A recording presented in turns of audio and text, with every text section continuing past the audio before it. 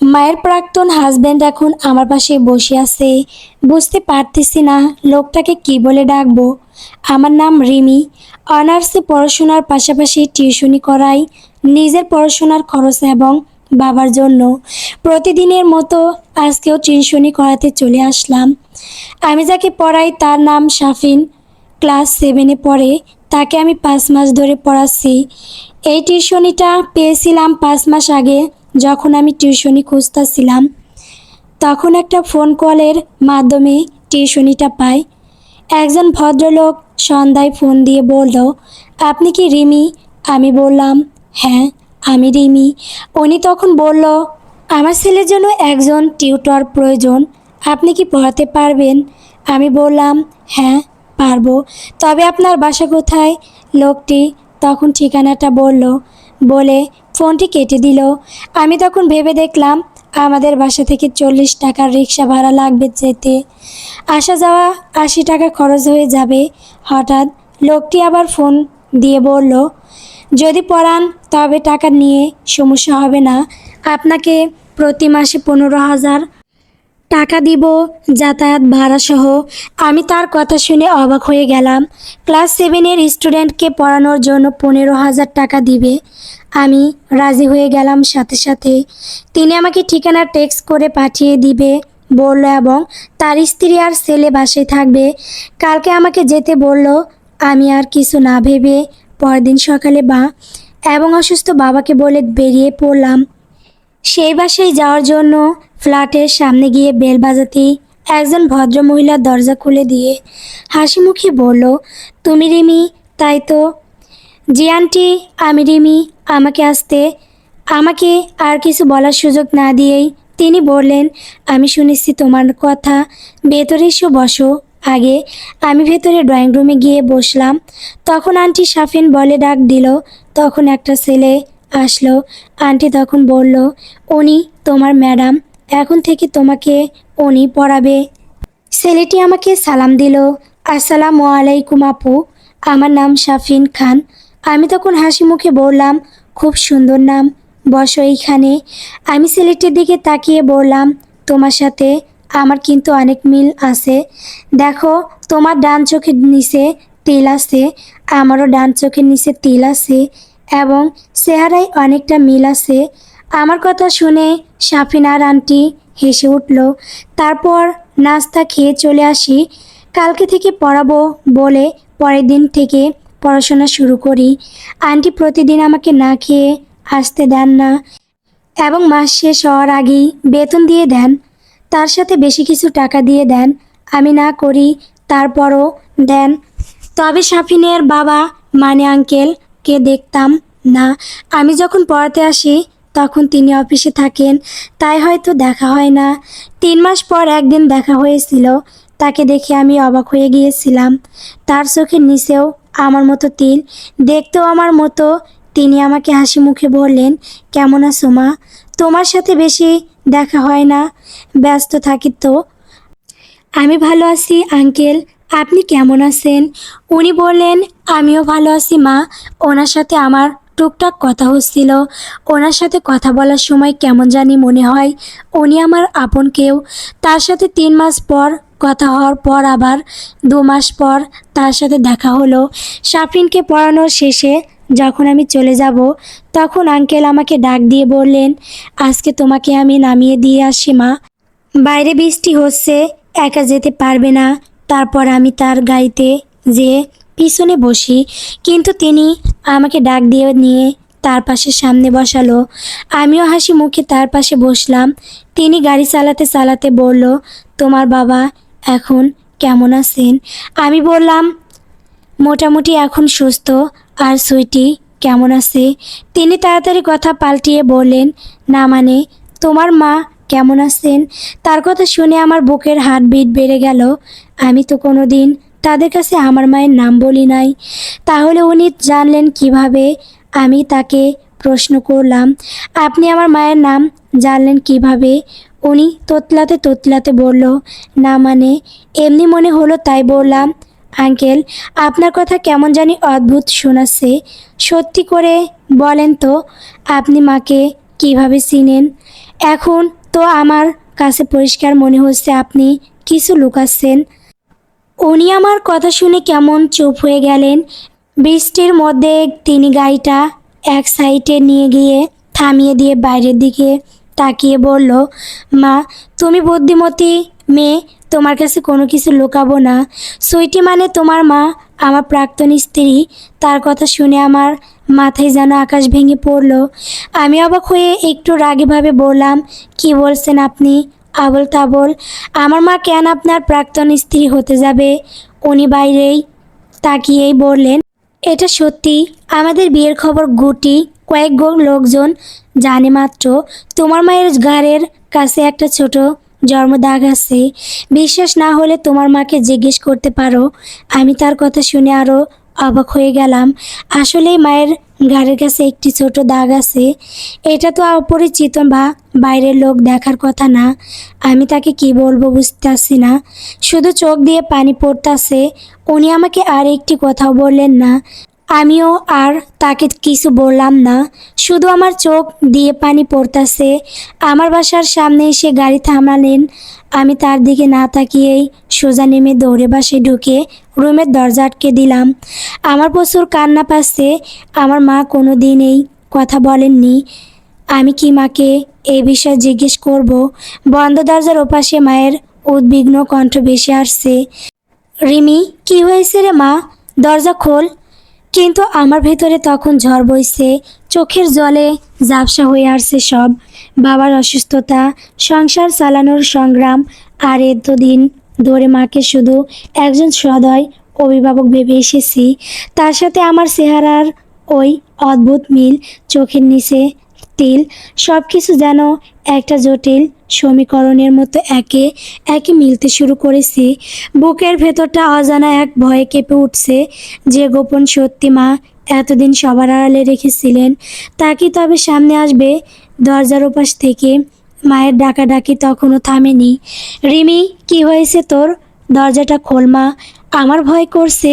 মায়ের গলায় স্পষ্ট উদ্বিগ্ন। আমি চোখের পানি মুছে নিজের স্বাভাবিক শ্বাস প্রশ্বাস ফিরিয়ে আনার চেষ্টা করলাম। দরজার সিটকিনিটা খুলে দিতে মা ভেতরে ঢুকলেন। আমার ভেজা মুখ আর উস্কো খুস্কো চুল দেখে মায়ের কপালে দুশ্চিন্তার ভাষারও গভীর হলো। কি হয়েছে রিমি? শরীর খারাপ লাগছে? ওদিকের ঘরে তোর বাবা মাত্র ঘুমালো। বাইরে তো প্রচুর বৃষ্টি হচ্ছিল, ভিজিসনি তো? আমি মায়ের দিকে তাকালাম। এই মানুষটা সারা জীবন কত কষ্ট করে আমাদের আগলে রেখেছেন। অসুস্থ বাবাকে সামলানো, সংসারের অভাব অনটন, সব কিছুর মাঝেও মুখ বুজে সব সহ্য করেছেন। মায়ের ঘাড়ের দিকে আমার নজর গেল। সুতির শাড়ির আঁচলের ফাঁক দিয়ে সেই চেনা জন্মদাগটা স্পষ্ট দেখা যাচ্ছে। শাহেদ আঙ্কেলের কথাগুলো আবার মাথার ভেতর ঘুরপাক খেতে লাগলো। আমি গলা খাকিরি দিয়ে নিজেকে একটু সামলে নিয়ে বললাম, না মা, কিছু হয়নি। বৃষ্টির জন্য মনটা কেমন জানি খারাপ লাগছিল, তাই।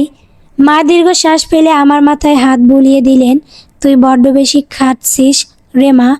অনার্সের পড়াশোনা, তার ওপরেই টিউশনি। চল, খেয়ে নিবি চল। মা রান্নাঘরের দিকে চলে যেতেই আমি বিছানায় বসে পড়লাম।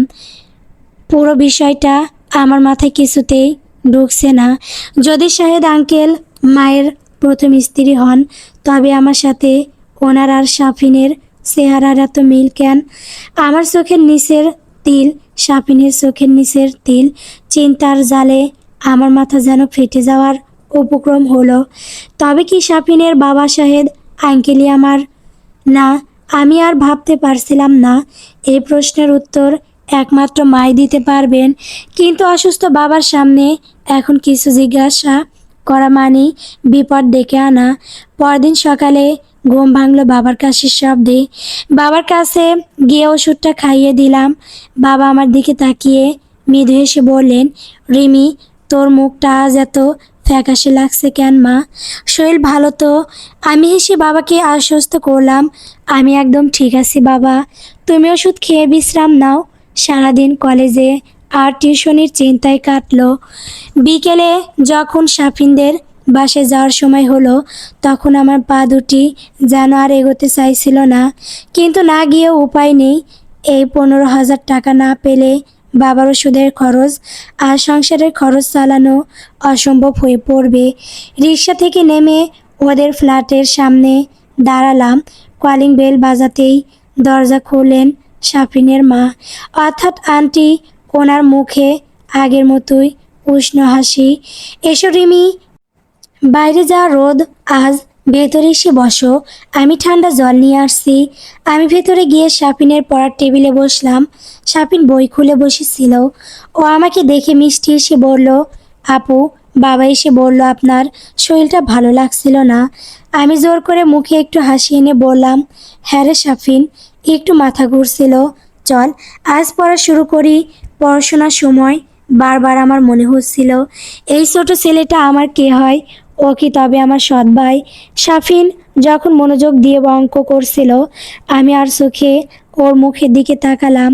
ঠিক আমার মতো নাকের গঠন, ঠিক আমার মতো চোখের কোণ। নিজের অজান্তেই বুক থেকে একটা দীর্ঘশ্বাস বেরিয়ে এলো। পড়ানো শেষ করে যখন বের হব, তখন আন্টি ডাইনিং টেবিল থেকে আমাকে ডাকলেন, রিমি, একটু শুনে যাও মা।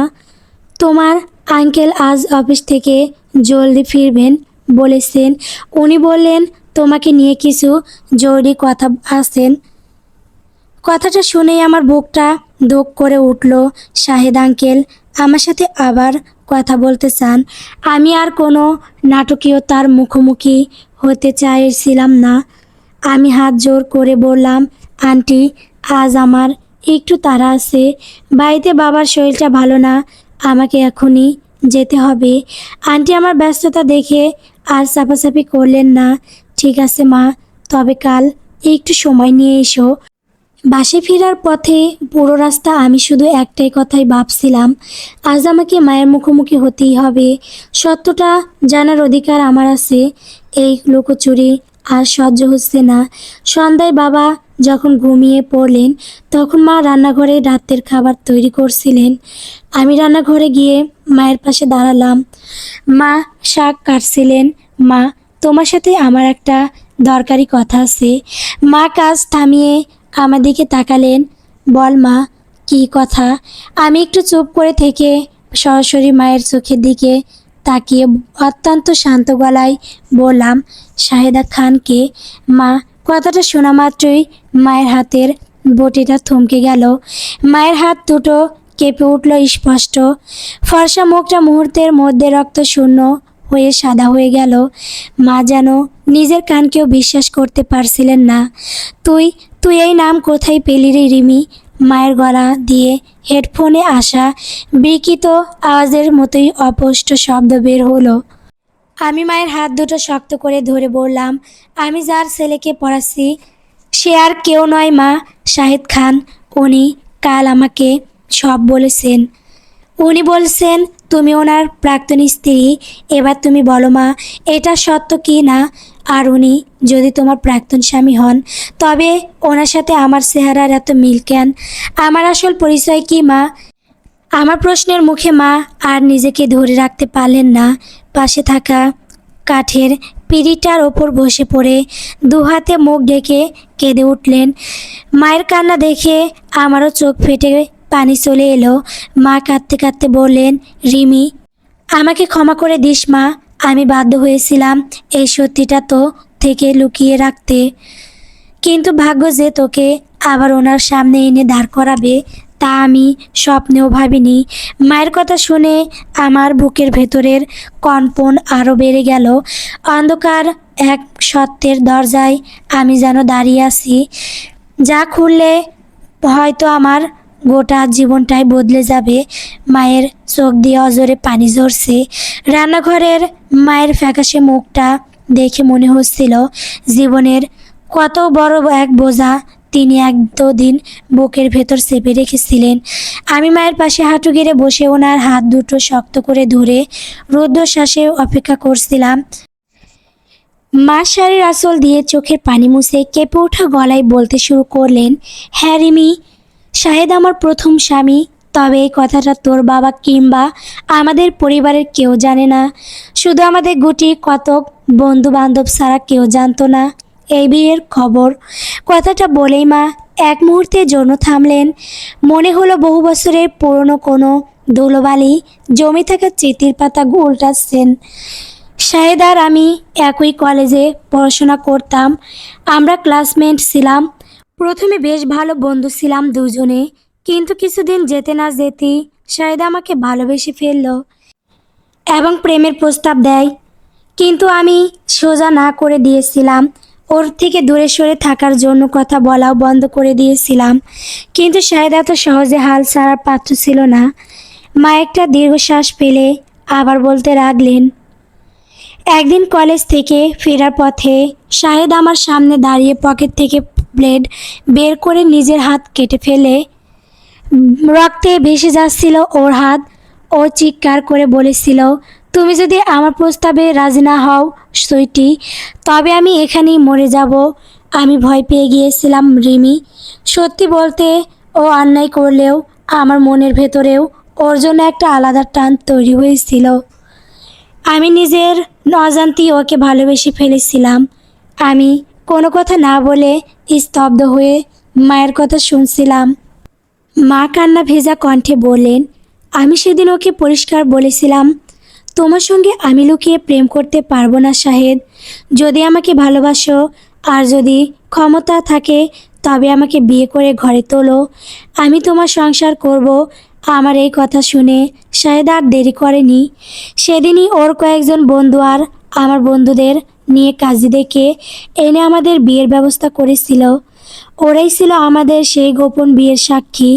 বিয়ে তো হলো, কিন্তু সমাজ আর পরিবারকে ফেস করার ক্ষমতা তখন আমাদের কারোরই ছিল না।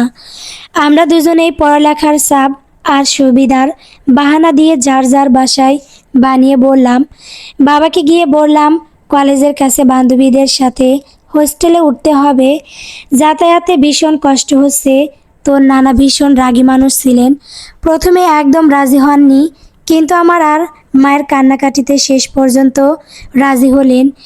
ওদিকে শাহেদও তার পরিবারকে বল বুঝিয়ে অনুমতি নিয়ে এলো। মায়ের চোখ দিয়ে আবার পানি গড়িয়ে পড়ল। আমরা কিন্তু কোনো হোস্টেলে উঠিনি রিমি, হোস্টেলের কাছেই একটা খুব ছোট বাসা ভাড়া নিয়েছিলাম কম টাকায়।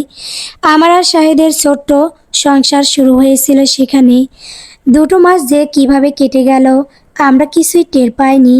পৃথিবীর সব আলো যেন ওই 2টো রুমের মধ্যেই ছিল। 2 মাস পর হঠাৎ একদিন বাসা থেকে বাবার ফোন এলো। ভীষণ জরুরি ভিত্তিতে আমাকে বাড়ি চলে যেতে বলা হলো। শাহিদকে বলে আমি 2 দিনের জন্য গ্রামে নিজের বাড়ি চলে গেলাম। ভেবেছিলাম হয়তো সাধারণ কোনো বিষয়, কিন্তু বাড়ি গিয়ে দেখি পুরো বাড়িতে উৎসবের আবহ।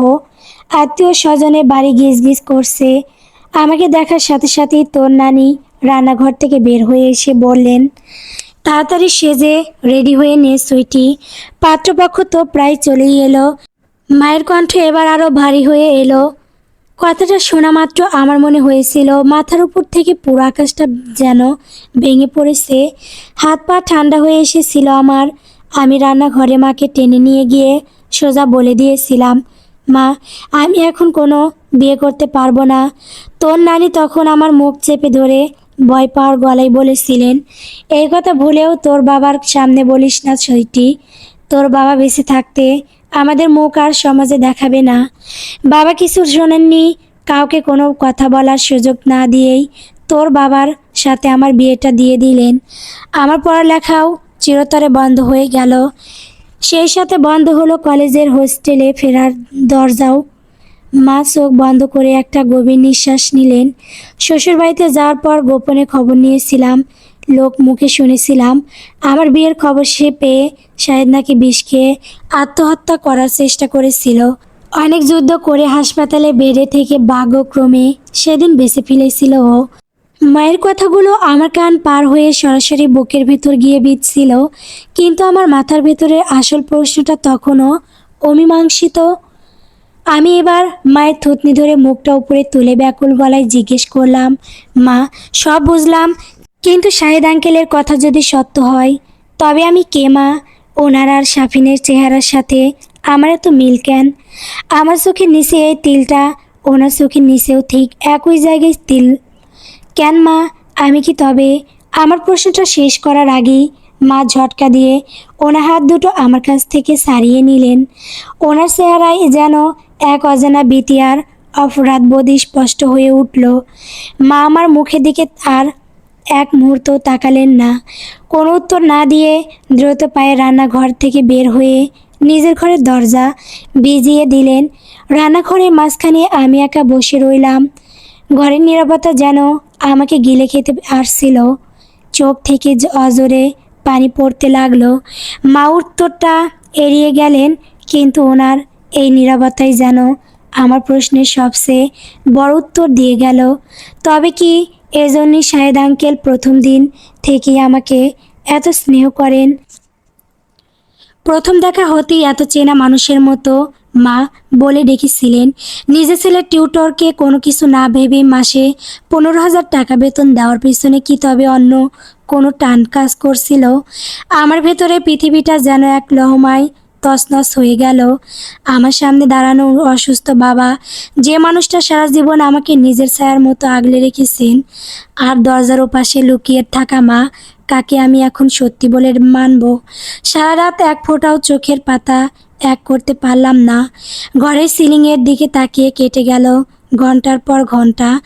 একদিকে যে বাবা আমাকে কোলে পিঠে করে মানুষ করেছেন, অসুস্থ শরীরেও আমার সামান্য একটু কষ্টে কেঁদে ফেলেন সেই বাবার মায়াবী মুখ, অন্যদিকে আমার চেহারা হুবহু ছাপ বহন করা এক অপরিচিত পিতা, যিনি 15,000 টাকা বেতনের আড়ালে হয়তো নিজের রক্তকে খুঁজে ফিরছেন। চিন্তার ঘুণ পোকাগুলো আমার মাথার ভেতরে অনবরত কামড়ে যাচ্ছিল। সকালে চোখ দুটি লাল হয়ে ফুলে উঠেছিল। বিছানা ছেড়ে উঠে দেখি মা রান্নাঘরে নিঃশব্দে চা বানাচ্ছেন। কাল রাতের পর থেকে মা আমার সাথে আর চোখ মেলাচ্ছেন না। বাবার ঘরে গিয়ে দেখি বাবা ঘুমিয়ে আছেন। ওনার জীর্ণ ফ্যাকাশে মুখটা দেখে বুকটা মোচড় দিয়ে উঠল। এই মানুষটা কি সত্যিই কিছু জানে না, নাকি সব জেনেও এই এতদিন নীরব থেকে আমাকে নিজের পরম স্নেহে আগলে রেখেছেন? বিকেলে সময় অনুযায়ী সাফিনদের ফ্ল্যাটের উদ্দেশ্যে রওনা হলাম। আজ যেন পা দুটি সীসার মতো ভারী লাগছিল। লিফট দিয়ে উপরে উঠে দরজার সামনে অনেকক্ষণ দাঁড়িয়ে রইলাম। বুকটা দূরে দূরে কাঁপছিল। কলিং বেল বাজাতেই দরজা খুলে দিলেন শাহেদ আঙ্কেল নিজেই। আজ উনি অফিসে যাননি। পরনে একদম সাদা পাঞ্জাবি। আমাকে দেখে উনি আগের মতোই উষ্ণ একটা হাসি দিলেন, কিন্তু সেই হাসির পিছনে আজ অনেক প্রশ্ন আর আকুলতা লুকিয়েছিল। এসো মা, ভেতরে এসো, আমি তোমার জন্যই অপেক্ষা করছিলাম। আমি ভেতরে ঢুকে ড্রয়িং রুমে গিয়ে দাঁড়ালাম। সাফিনকে পড়ার ঘরে দেখা যাচ্ছে না, বোধহয় ওকে অন্য ঘরে পাঠিয়ে দেওয়া হয়েছে। আন্টিও রান্নাঘরে ব্যস্ত থাকার ভান করছেন। শাহেদ আঙ্কেল আমাকে বসতে বললেন, কিন্তু আমি না বসে সরাসরি ওনার চোখের দিকে তাকালাম। কালকের মতো আজও ওনার চোখের নিচের তেলটা আমার দৃষ্টি কাড়ল। আমি গলা খাকিরি দিয়ে সোজা প্রশ্ন করলাম, আঙ্কেল, আজ আমি পড়াতে আসিনি। কাল আপনি আমাকে যা বলেছিলেন তার বাকি অংশটুকু জানতে এসেছি। আন্টি আর সাফিন কি জানে আমি কে? শাহেদ আঙ্কেল একটা গভীর দীর্ঘশ্বাস ফেললেন। ওনার ফর্সা মুখটা বিষাদে ছেয়ে গেল। উনি সোফায় বসে দুহাতে মুখ ঢেকে কিছুক্ষণ চুপ করে রইলেন। তারপর মুখ তুলে আমার দিকে তাকিয়ে বললেন, না রিমি, ওরা কিছু জানে না। ওরা জানে তুমি সাফিনের গৃহ শিক্ষিকা, খুব ভালো একটা মেয়ে, কিন্তু আমি জানি তুমি আমার সুইটির সন্তান। আর উনি থামলেন। ওনার চোখ দুটি টলমল করছিল পানির স্পর্শে।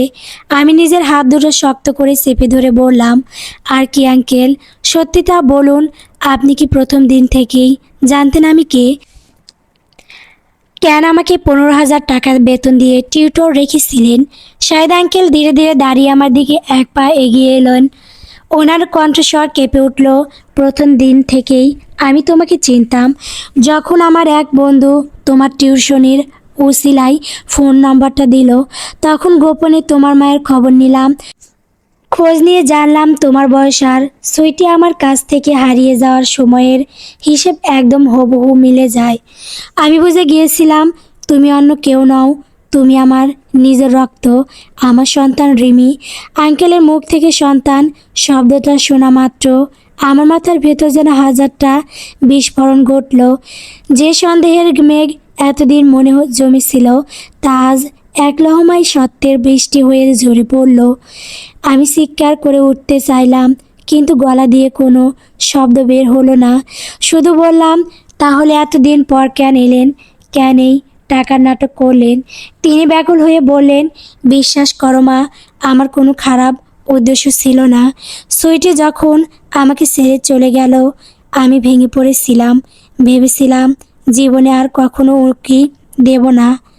কিন্তু যখন জানতে পারলাম আমার একটা মেয়ে আছে যে আজ অনার্সে পড়ছে, বাবার চিকিৎসার জন্য আর সংসারের খরচের জন্য টিউশনি করে কষ্ট করছে, আমার পিতৃত্ব আমাকে আর স্থির থাকতে দেয়নি। আমি তো তোমাকে সরাসরি গিয়ে বলতে পারতাম না, সমাজ আমাকে সেই অধিকার দেয়নি। তাই 15,000 টাকা বেতনের বাহানা করে আমার উপার্জনের সামান্য কিছু অংশ আমার সন্তানের হাতে তুলে দেওয়ার চেষ্টা করেছি মাত্র। এটা কি আমার খুব বড় অপরাধ ছিল? মা ওনার দুটো হাত বাড়িয়ে দিলেন আমার দিকে। উনি আকুল হয়ে কাঁদছিলেন। আমার চোখের সামনে তখন ভেসে উঠছিল আমার অসুস্থ বাবার মুখটা।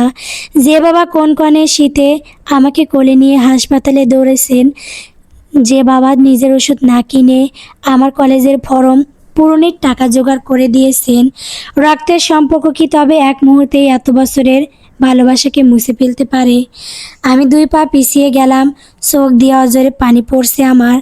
আঙ্কেল, আপনি আমাকে এই পরিচয়টা না দিলেই কি চলতো না? আজ আমি আমার বাবার দিকে কিভাবে তাকাবো, যে মানুষটা সারা জীবন আমাকে নিজের সবটুকু দিয়ে ভালোবাসেছেন? আমি কিভাবে ওনাকে বলবো যে উনি আমার জন্মদাতা নন? রক্তের টানই কি জীবনের সব আঙ্কেল? ভালোবাসার টান কি কিছুই না? আমার কথায় তিনি যেন চাবুকের আঘাত পেলেন। উনি দেওয়াল ধরে স্থির হয়ে দাঁড়িয়ে রইলেন, কোনো উত্তর দিতে পারলেন না। আমি আর এক মুহূর্তও সেখানে দাঁড়ালাম না। ব্যাগটা কাঁধে নিয়ে একছুটে ঘর থেকে বের হয়ে এলাম। লিফটের জন্য অপেক্ষা না করে সিঁড়ি দিয়ে দৌড়ে নিচে নেমে এলাম। বাইরে তখন রোদের প্রখরতা কমতে শুরু করেছে। আমি রাস্তায় নেমে উদ্দেশ্যহীনভাবে হাঁটতে লাগলাম। জল ভরা চোখে চারপাশের পৃথিবীটা ঝাপসা লাগছিল। আজ আমার জীবনে দুটো বাবা, একজন জন্ম দিয়েছেন কিন্তু সমাজ তাকে পরিচয় দেয়নি, অন্যজন পরিচয় দিয়েছেন কিন্তু জন্ম দেয়নি। আমি কার সন্তান, কোন পরিচয়টা আমার আসল? বাসে ফিরে দরজার সামনে দাঁড়িয়ে নিজেকে কিছুটা সামলে নিলাম। ভেতরে ঢুকে দেখি বাবা বিছানায় বসে আছেন। আমাকে দেখেই বাবা মুখে সেই মায়াবী হাসিটি ফুটিয়ে তুললেন। রিমি, চলে এসেছিস মা? আজ তোকে খুব ক্লান্ত দেখাচ্ছে, কাছে আয় তো, একটু বস আমার পাশে। আমি আস্তে করে বাবার বিছানার পাশে গিয়ে বসলাম। বাবা তার কাঁপা কাঁপা হাত দুটো দিয়ে আমার মাথাটা চেপে ধরে নিজের বুকের সাথে জড়িয়ে ধরলেন। আমার মাটা অনেক কষ্ট করে আমাদের জন্য, আল্লাহ তোকে দীর্ঘজীবী করুন মা। বাবার বুকে ধুকপুকানি শুনতে শুনতে আমার চোখ থেকে আবার অশ্রু গড়িয়ে পড়ল বাবার পাঞ্জাবিতে। আমার ভেতরে সব অপরাধ বোধ যেন এই স্পর্শে গলে জল হয়ে যাচ্ছিল। ঠিক তখনই দরজার আড়ালে এসে দাঁড়ালেন মা। ওনার চোখে উপসে পড়া ভয় আর আশঙ্কা। আজকে আমি কি সত্য বয়ে নিয়ে এসেছি? আমি বাবার বুকে মাথা রেখেই দরজার দিকে তাকালাম। মায়ের চোখের দিকে তাকিয়ে মনে মনে ভাবলাম, সত্য যাই হোক না কেন, এই অসুস্থ মানুষটার বিশ্বাস আমি কিছুতেই ভাঙতে দেব না। কিন্তু ভাগ্যের নির্মম পরিহাস, ঠিক তখনই বাবার বালিশের পাশ থেকে একটা পুরনো খাম নিচে পড়ে গেল। কুড়িয়ে নিতে গিয়ে দেখলাম সেটি বহু বছর আগের একটি রক্ত পরীক্ষার রিপোর্ট আর একটা ছোট চিঠি। চিঠির ওপরের হাতের লেখাটা বাবার, যেখানে লেখা, আমি জানি সুইটি, রিমি আমার রক্তের সন্তান নয়। তবুও আমার হাত থেকে চিঠিটা খসে পড়ে গেল। তবে কি বাবা এতদিন সব জানতেন? সারা রাস্তা আমি কিভাবে আসলাম এটা একমাত্র আমি জানি। সাফিনদের ফ্ল্যাটের সামনে এসে দাঁড়ালাম। আজকে আমার ভেতরে কোনো দ্বিধা বা ভয় নেই। বাবার পরম ভালোবাসার আশ্রয় আর মায়ের কান্না ভেজা নীরব সম্মতির সাথে নিয়ে এসেছি। দরজার হাত বাড়িয়ে বেল বাজাতেই অল্প কিছুক্ষণের মধ্যেই দরজা খুলে দিলেন শাহেদ, আমার জন্মদাতা বাবা। আজ ওনার পরনে সুতির সাধারণ পোশাক, কিন্তু চেহারায় এক অসীম উদ্বেগ আর অপেক্ষা জড়িয়ে আছে। আমাকে দেখে ওনার চোখে যেন আশার আলো ফুটে উঠল। রিমি, ভেতরে এসো মা। আমি শান্ত পায়ে ভেতরে ঢুকলাম। ড্রয়িং রুমে গিয়ে দেখি শাপিন পড়ার ঘরে ওর মায়ের সাথে কথা বলছে। ড্রয়িং রুমটা ফাঁকাই ছিল। উনি আমার মুখোমুখি এসে দাঁড়ালেন। ওনার চোখ দুটি টলমল করছিল। সেদিন যেভাবে তুমি হঠাৎ চলে গেলে, আমি ভেবেছিলাম তুমি হয়তো আর কোনোদিন এই বাসায় আসবে না, আমার মুখও দেখতে চাইবে না। আমি হালকা একটু হেসে সোফায় বসলাম। তারপর খুব শান্ত গলায় বললাম, আমি আসতাম না, কিন্তু আমার বাবা, যে মানুষটা আমাকে জন্ম না দিয়েও নিজের সবটুকু দিয়ে আগলে রেখেছেন, উনি আমাকে পাঠিয়েছেন। আমার কথা শুনে উনি যেন আকাশ থেকে পড়লেন। তোমার তোমার বাবা? হ্যাঁ। আমি সোজা ওনার চোখের দিকে তাকালাম। উনি কাল রাতে সব জেনেছেন। শুধু কাল রাতে নয়, আপনাদের ডিভোর্স পেপার আর সেই চিঠির কথা উনি বহু বছর আগেই জানতেন। আমার ফর্মালিটি টেস্টের রিপোর্টটাও কাল আমি নিজের চোখে দেখেছি। উনি জানতেন আমি ওনার রক্তের সন্তান নই, তবুও উনি আমাকে বুকে টেনে নিয়েছেন। এক মুহূর্তের জন্য ভালোবাসার কমতি হতে দেয়নি। উনি স্তব্ধ হয়ে সোফায় বসে পড়লেন। ওনার ফর্সা মুখটা বিষাদে ঝেঁকে গেল। দুহাতে মুখ ঢেকে উনি ফুঁপিয়ে কেঁদে উঠলেন। আল্লাহ, আমি কতটা অদম, তাদের সাথে অন্যায় করেছি। আর যে মানুষটা আমার সন্তানকে বুক দিয়ে আগলে রাখলো, ওনার কাছে আমি আজ কতটা ছোট হয়ে গেলাম। আমি ওনার পাশে গিয়ে দাঁড়ালাম। ওনার কাঁধে হাত রেখে খুব নিচু কিন্তু স্পষ্ট গলায় বললাম, বাবা। শব্দটা শোনা মাত্র উনি এক ঝটকায় মুখ তুললেন। ওনার চোখ দিয়ে অজরে পানি পড়ছে, যেন নিজের কানকেও বিশ্বাস করতে পারছেন না। তুমি তুমি আমাকে কি বলে ডাকলে রিমি? আমি মৃদু হেসে বললাম, আপনাকে জন্মদাতা পিতা হিসেবে মেনে নিতে আমার কোনো দ্বিধা নেই। তাই আমরা দুজন যখন একা থাকবো, আমি আপনাকে বাবা বলেই ডাকবো। কিন্তু শাফিন আন্টি কিংবা বাইরের মানুষের সামনে আপনি আমার শুধুই আঙ্কেল। যে মানুষটা আমাকে সমাজে পরিচয় দিয়েছেন, সবার সামনে উনি আমার একমাত্র বাবা। এই শর্তটুকু আপনাকে মানতে হবে। বাবা কাঁপতে থাকা হাত দিয়ে আমার হাত দুটো জড়িয়ে ধরলেন। মারে, আমার যে এই অধিকারটুকু পাওয়ারও যোগ্যতা ছিল না। তুই আমাকে এত বড় উপহার দিবি আমি কল্পনাও করতে পারিনি। উনি চোখের পানি মুছে সামলে নিয়ে একটু থেমে বললেন, মা, একটা কথা শোনো। শাফিনকে পড়ানোর জন্য 15,000 টাকা তো আমি টিউটরের বেতন হিসেবে ঠিক করেছিলাম। কাল থেকে আমি আর 8,000 টাকা বাড়িয়ে 23,000 টাকা করে দেব। এই অতিরিক্ত 8,000 টাকা টিউটরের বেতন নয়, এটা এক বাবার তরফ থেকে তার মেয়ের জন্য দেওয়া অধিকার। এটা তুমি কোনোভাবেই না করতে পারবে না। ওনার গলার আকুলতা দেখে আমি আর মানা করতে পারলাম না। বুঝতে পারলাম প্রীত স্নেহের এইটুকু দাবি পূরণ করতে না দিলে ওনার ভেতরের অপরাধ বোধ কোনোদিন শান্ত হবে না। আমি সম্মতি জানিয়ে মাথা নাড়লাম। ঠিক তখনই শাফিন পড়ার ঘর থেকে দৌড়ে বের হয়ে এলো। আপু, আপনি চলে এসেছেন, চলুন। আজকে আমার গণিত বইয়ের নতুন চ্যাপ্টারটা বুঝিয়ে দেবেন বলেছিলেন। আমি সঙ্গে সঙ্গে নিজের চেহারা স্বাভাবিক করে বাবার দিকে তাকিয়ে মিকি গম্ভীর গলায় বললাম, হ্যাঁ শাফিন, চল। আঙ্কেল, আমি পড়া শেষ করে তারপর বের হচ্ছি। বাবা মুখে এক পরম তৃপ্তির হাসি ফুটিয়ে বললেন, হ্যাঁ মা, তুমি পড়াও, আমি তোমার জন্য নাস্তা পাঠাচ্ছি। পড়ার টেবিলে বসে শাফিনের দিকে তাকালাম। আমারই রক্তের এক ছোট ভাই, অথচ কিছু জানে না, আর জানার দরকারও নেই। কিছু সত্য অপ্রকাশিত থাকলেই সংসারের ছোট ছোট হাসি মুখগুলো অক্ষত থাকে। বিকেলে পড়া শেষ করে যখন বাসায় ফিরলাম তখন সূর্যটা ডুবতে বসেছে। দরজায় ধাক্কা দিতে মা দরজা খুলে দিলেন।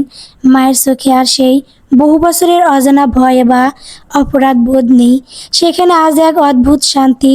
ভেতরে ঢুকে দেখি বাবা বিছানায় হেলান দিয়ে বসে আছেন। আমাকে দেখি বাবা হাত বাড়িয়ে দিলেন। আমি গিয়ে বাবার পাশে বসে ওনার বুকে মাথা রাখলাম। কিরে মা, সব কথা শেষ করে এলি? বাবা আমার মাথায় হাত বুলিয়ে জিজ্ঞেস করলেন। আমি বাবার হাতটা শক্ত করে চেপে ধরে বললাম, হ্যাঁ বাবা, সব কথা শেষ করে এসেছি। রক্তের টান আর ভালোবাসার টানের মাঝে আজ সমীকরণ মিলে গেছে। বাবার মা পরস্পরের দিকে তাকিয়ে এক টুকরো স্বস্তির হাসি হাসলেন। জীবনের জটিল অঙ্কগুলো সবসময় সহজ উত্তর দেয় না, কিন্তু রক্তের সম্পর্কের চেয়ে যে পরম স্নেহে বড় করে তোলার সম্পর্ক অনেক বেশি শক্তিশালী। আজ তা আমার কাছে পরিষ্কার। দিগন্তরের ওপারে যে অদেখা সত্য এতদিন অন্ধকার হয়েছিল, তা আজ এক আলোকময় ভালোবাসার পূর্ণতায় রূপ নিল। সমাপ্ত গল্প অদেখা দিগন্ত। গল্পটি কেমন হয়েছে কমেন্ট করে বলবেন। নতুন নতুন গল্প পেতে সবাই পাশে থাকবেন। ধন্যবাদ সবাইকে।